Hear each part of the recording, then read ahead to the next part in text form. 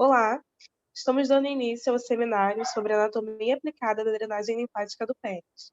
As alunas responsáveis são Giovana Nalim e Júlia Viana. O professor da disciplina é o Márcio Antônio Babinski. Ele é do Departamento de Morfologia e Anatomia. Aqui nós temos os temas que serão tratados ao longo da apresentação. Então, antes da gente começar a falar sobre o pênis e a sua drenagem, a sua anatomia, é importante a gente compreender o sistema genital masculino como um todo. Então, ele é um sistema que vai compreender em órgãos que vão estar localizados na porção interna e na porção externa. Esses órgãos internos são o testículo, que vai produzir espermatozoide, o epidídimo, que vai coletar e armazenar os espermatozoides produzidos no testículo, o ducto diferente, que são tubos que se ligam aos testículos à uretra, ductos ejaculatórios, que é a porção final do ducto diferente, que vai atravessar a próstata para conduzir os espermatozoides e o líquido seminal na uretra protástica, de onde eles vão ser ejaculados. E, por fim, as glândulas sexuais acessórias, que são a vesícula seminal, a próstata e a glândula bulbo-uretral. Esses são órgãos tubulares, onde as suas secreções elas vão desembocar na uretra e vai se misturar com os espermatozoides no momento da ejaculação para formar o sêmen. Os órgãos da porção externa é o pênis, que é o órgão pelo qual o homem ele urina e ejacula, e o escroto, que vai manter a temperatura adequada para os testículos produzirem espermatozoides. Aqui, então, nós temos uma imagem que está representando cada um desses órgãos e onde eles estão localizados. Anatomia do pênis. Anatomicamente, o pênis ele possui na sua porção externa raiz, corpo e glande. A raiz do pênis ela é fixada e é palpável, posteriormente ao escroto no triângulo urogenital do períneo. A parte pendulosa do pênis, que é o corpo, é inteiramente coberta por pele. A extremidade do corpo é coberta pela glande do pênis. A glande ela se encontra envolvida por uma pele chamada prepúcio, que vai servir para proteger a parte sensível do órgão, do ambiente externo, e está unida à parte interior por uma estrutura chamada freio. Além disso, ele é formado por estruturas internas tubulares, sendo dois corpos cavernosos, que são paralelos da porção dorsal, um corpo esponjoso, ventralmente e central, cuja extremidade ela vai se ampliar para formar a glande.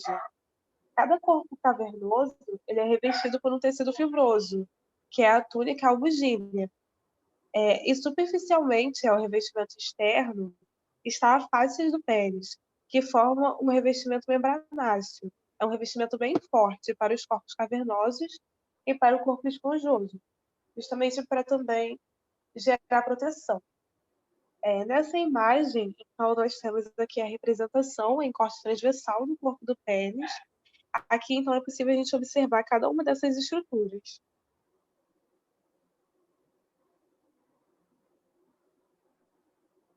As funções do pênis. Então, ele tem por função formação de espermatozoides, produção de hormônio sexual, liberação de gametas no trato reprodutor feminino. Aqui tem uma imagem representando, então, a estrutura anatômica. A drenagem linfática do pênis. Drenagem tem como objetivo aumentar o volume da linfa a ser transportada pelos vasos e pelos ductos linfáticos. A pele do pênis e do períneo é drenada por vasos linfáticos que acompanham vasos sanguíneos pudentes externos, até os linfonodos inguinais superficiais. A glande e o restante do pênis vão drenar para linfonodos inguinais profundos. Eles estão situados profundamente à face lata e também para linfonodos ilíquos externos. Os vasos linfáticos, derivados do tecido erétil e da uretra penina, seguem para os linfonodos ilíquos internos. Então, aqui nessa imagem, mostra a dissecção da região inguino-crural, e nela nós podemos identificar, então, essas veias superficiais da região e os linfonodos inguinais superficiais. Representado por esses números, o número 1 representa a veia safena magna, o número 2 representa os linfonodos superficiais, o 3 vai representar a veia epigástrica superficial, o 4 a veia safena acessória, o 5 a veia femoral, e aqui entre o número 2, onde há esse asterisco, está representando a veia pudente externa.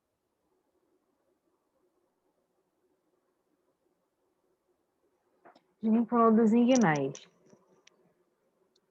Eles constituem uma das mais importantes cadeias linfáticas do corpo. Eles são responsáveis pela drenagem da linfa do membro inferior, genitália, períneo posterior e parte da parede abdominal anterior. Eles podem ser divididos em 2 grupos: os linfonodos superficiais e os linfonodos profundos. Os linfonodos superficiais ficam localizados no subcutâneo. Já os linfonodos profundos ficam situados abaixo da face lata da coxa.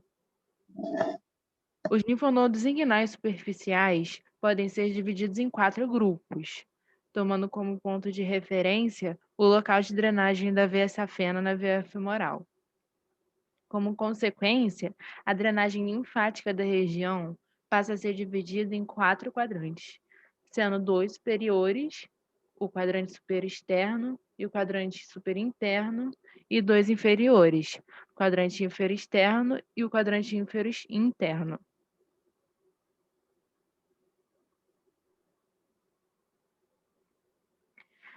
Para a divisão dos linfonodos inguinais superficiais, são traçadas 2 linhas imaginárias, uma horizontal e outra vertical, que se encontram na crosta da veia safena, como podemos ver nessa figura.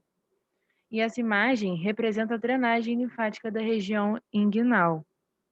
As setas indicam que a drenagem linfática do pênis e do escroto é feita para o quadrante superinterno.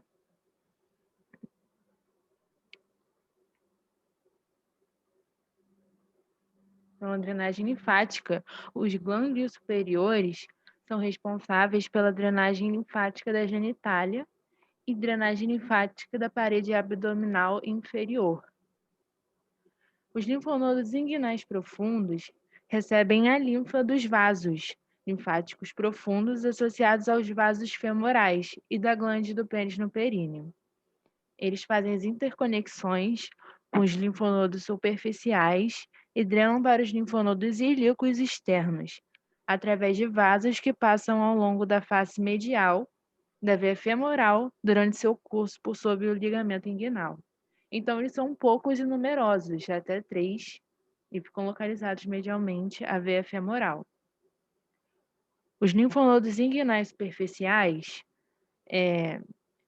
aproximadamente 10 em número, ficam na tela subcutânea, como foi dito anteriormente, e dispõem-se em paralelo ao curso do ligamento inguinal na região superior da coxa.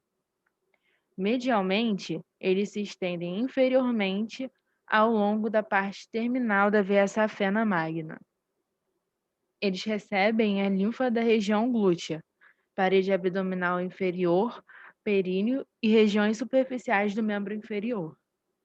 Eles drenam através de vasos que acompanham os vasos femorais para os linfonodos ilíacos externos, associados à artéria ilíaca externa no abdômen.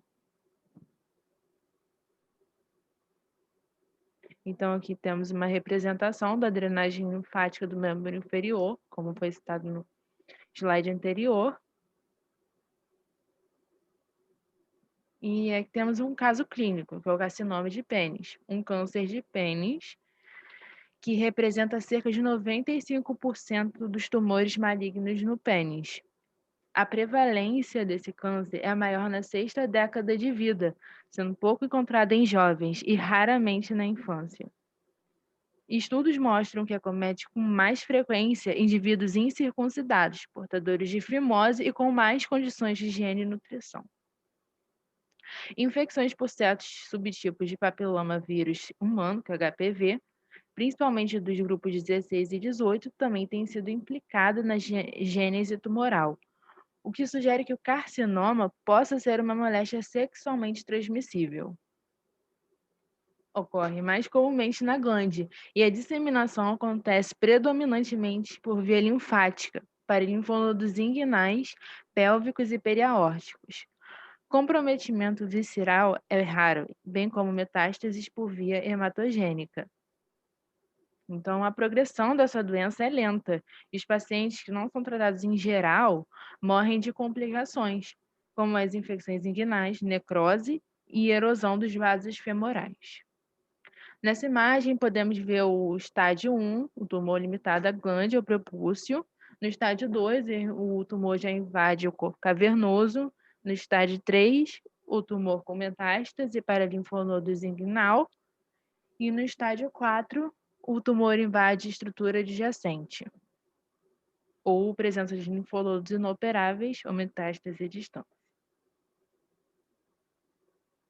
Aqui nós temos as referências dos livros do quais pegamos as informações.